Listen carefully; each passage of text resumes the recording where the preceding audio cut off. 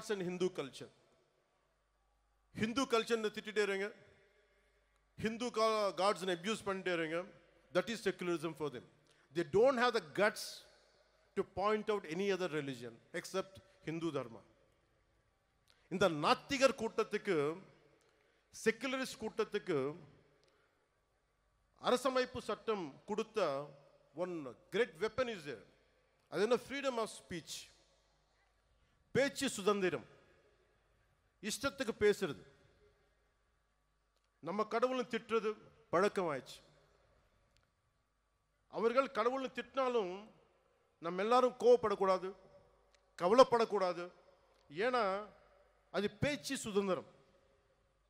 அவர் திட்டிட்டே இருப்பாங்க, நம்ம மட்டும் நிம்மதியா இருக்கணும். ஏன்னா நீங்க இந்துக்கள். இது மாறணும். This has to change. If this does not change, it would be very difficult to sustain our religion, our dharma. Anywhere in our country, being a Hindu, I'm not a fanatic Hindu, I'm a committed Hindu. I respect Islam, I respect Christianity. Only na kekirது என்னன்னா, don't disrespect my Hindu dharma. நம்ம அறம் பத்தி நீங்க எதுமே சொல்லாதீங்க. This is my pleading. 2014లో నేను ఒక party ప్రారంభించినప్పుడు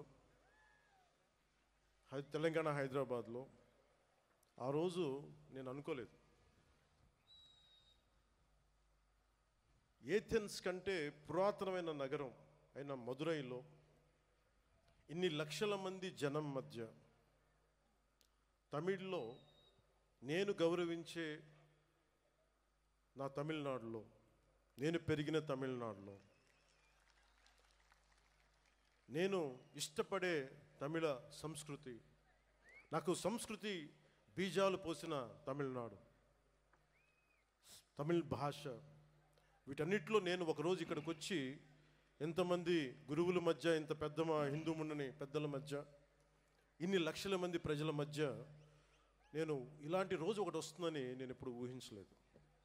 I hope you can translate. நான் 2014ல் நான் ஒரு கட்சியை ஆரம்பிக்கும் பொழுது, நான் ஹைதராபாத்தில் தெலுங்கானாவில் அரசியல் செய்யும் பொழுது, நான் வளர்ந்த தமிழ்நாட்டில், நான் படித்த தமிழ்நாட்டில் ஒரு ஆன்மீக பூமியான ஏதென்ஸ் நகரத்திற்கு தொன்மையான நிகரான ஒரு மதுரை மாநகரில் நான் இந்த மாதிரியான இந்துக்களுக்கான ஒரு கூட்டத்தில் என்ன ஒரு சிறப்பு அழைப்பாளராக என்னை அழைத்து இப்படி நீங்க கௌரவிப்பீங்கன்றதை நான் நினைச்சு கூட பார்க்கல அப்படின்னு சொல்றார். ఆ సభ ప్రారంభించినప్పుడు నేను నాకు ఇష్టమైన ఒక తెలుగు కవి ఆయన చదివాను. అది ఎందుకంటే నాకు సుబ్రహ్మణ్య భారతి గారి అచ్చమెల్లె అచ్చమెల్లె పోయం గుర్తొచ్చింది. అదేంటంటే, ఇల్లేమో దూరం, అసలే చీకటి గడాంధకారం, చేతిలో దీపం లేదు, దారంతా గోతులు లోయలు, కానీ ధైర్యమే ఒక కవచం. ఇది తమిళ్లో కొంత నేను చెప్తాను, దీన్ని కరెక్ట్ అయితే మళ్ళీ సార్ మీరు కరెక్ట్ చేయండి. பாதையோ இருட்டு, கையிலே விளக்கு இல்லை, வீடோ நெடுந்தொலைவில், வழி முழுவதும் மேடு பள்ளம், மனதில் துணிச்சல் தவிர வேறு இல்லை, அச்சமில்லை அச்சமில்லை அச்சமென்பதில்லையே என்று மகாகவி பாரதி சொல்வாரே, அதுதான் துணைக்கு வந்தது. அச்சமில்லை அச்சமில்லை என்று நம்முடைய பாரதியார் கூறினார். அதை எப்படி என்றால், வீடு தூரத்தில் இருந்தது, ஆனால் கண்ணுக்கு தெரியவில்லை, இருட்டாக இருந்தது, மேடு பள்ளங்கள் நிறைய இருந்தன, ஆனாலும் தைரியம் ஒன்றே அதை கொண்டு அந்த இடத்தை சேர முடிந்தது.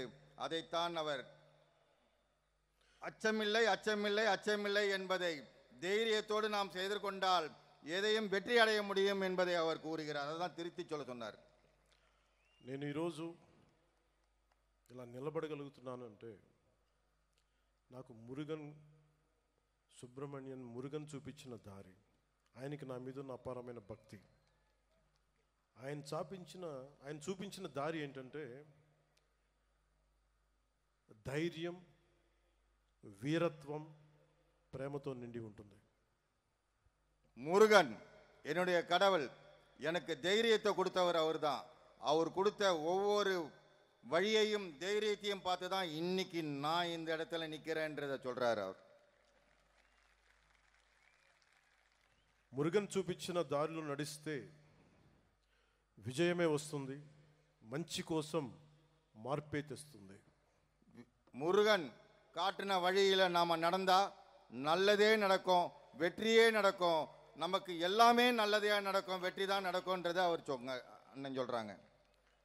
ఈ దారి కష్టమైనది, కానీ బలాన్ని ఇచ్చేది, ధైర్యాన్ని నింపేది, అనుకున్నది సాధించేది. இந்த பாதை மிக மிக கடினமானது, ஆனா இந்த பாதையை நம்ம கடந்து தான் ஆகணும். அதுக்கு வந்துட்டு முருகனை நினைச்சு நம்ம கடுமையாக போராடி நிச்சயமாக வெற்றி அடைய வேண்டும் என்ற நோக்கத்தோட போகணும்னு சொல்றாங்க. మనం వెళ్ళే దారిలో, మనం ఎంచుకున్న దారిలో శత్రువులు, అరాచక శక్తులు ఉంటాయి, భయపెడతాయి. కానీ వీరవేల్ వెట్రివేల్ మురుగన్ తోడుండగా మనకేంటి భయం? நம்முடைய பாதையில ராட்சசர்கள், கடுமையான கொடுமையான ராட்சசர்கள் இருக்கிறாங்க.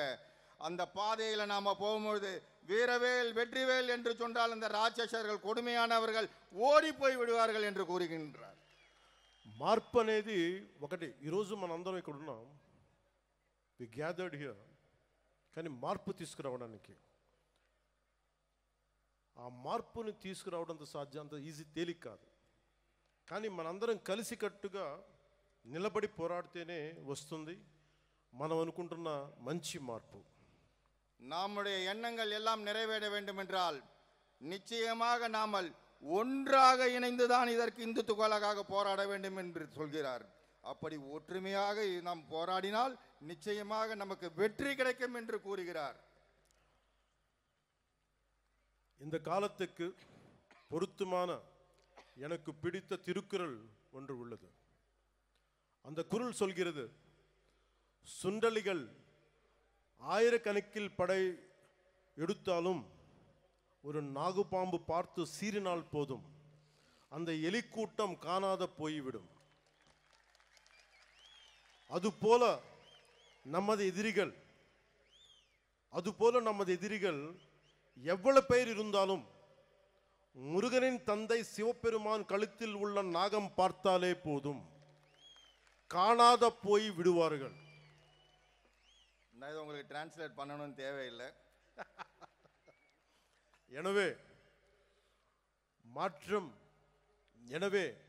மாற்றம் வருவது உறுதி. Change is bound to happen. మార్పు తథ్యం. మనం అనుకున్నది సాధిస్తాం, మన ధర్మానికి నిలబడతామని తెలియజేసుకుంటూ మీ అందరికీ நன்றி, வணக்கம். மாற்றம் ஒன்று மாறாதது. நிச்சயமாக தர்மத்தின் தலைமை நிறை நின்று, தர்மத்தின் பாதை நின்று நாம் ஜெயிக்கதான் போகிறோம், ஜெயித்து காட்டுவோம் என்று கூறி நான் வணக்கம் கூறுகிறேன். முருகனை நம்பினால் வெற்றிதான், முருகனை நம்பினால் உயர்வுதான், முருகனை நம்பினால் எழுச்சிதான். அந்த வெற்றிவேல் முருகனுக்கு அரோகரா, அந்த வீரவேல் முருகனுக்கு அரோகரா, அந்த சூரவேல் முருகனுக்கு அரோகரா. நன்றி, வணக்கம்.